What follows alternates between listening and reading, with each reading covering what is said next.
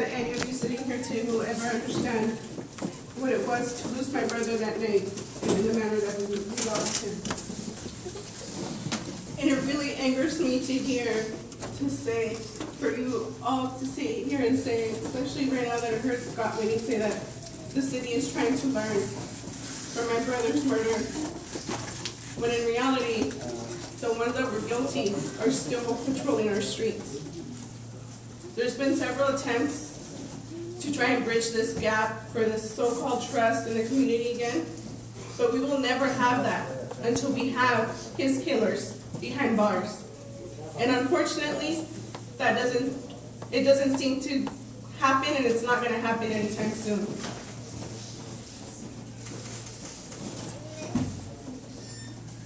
The Woman of the Year is no longer here. She's in Phoenix now, and she's looking forward to her new life out there and spending time with her family. My family has to look forward to visiting my brother at the cemetery, to hopefully not have to run into any of the officers that were involved in my brother's murder.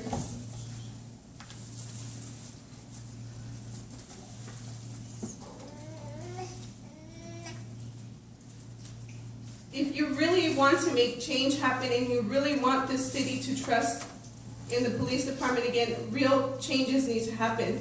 And we need to hold our police officers accountable for when they commit murder. Because if you and I kill someone, we go to jail. What do they get? Paid administrative leave.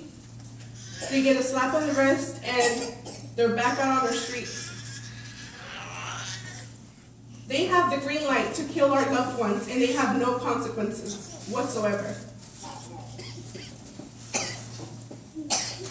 Who am I supposed to call when I feel the need to feel safe? I'm not going to call on the police because they killed my loved one. People in this country are getting killed for simply walking home, for wearing hoodies, for selling CDs. This is a national issue. This is not just something that's happening here in Oxnard. There's not a day that you don't turn on the television set and you don't hear of someone being killed in the hands of police. And what is the excuse? That they were in fear of their life? Well, guess what? I fear them. I don't feel safe when I see them. My brother was left to die in the street. There were 70 plus shots that were shot into the residential area that night. It was the police bullets that killed my brother, not the suspects that they were chasing. So those are the people that should be on trial, not the two young men that are still alive, and the young man who's now dead and is constantly being blamed for my brother's death. We need to make real change happen, and that's not going to happen until we have these killer police behind bars. Thank you very much. And the next speaker, and let's